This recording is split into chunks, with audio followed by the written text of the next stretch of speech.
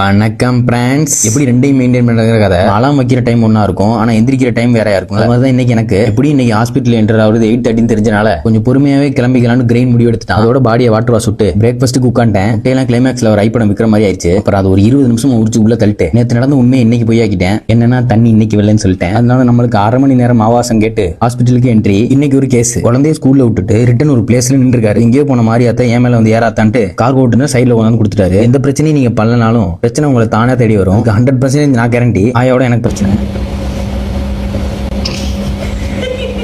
இந்த அடுத்த ஒரு பிரச்சனை. பல நாட்களா இந்த மாதிரி தான் உதஞ்சு ஓபன் பண்ண வேண்டியதா இருக்கு.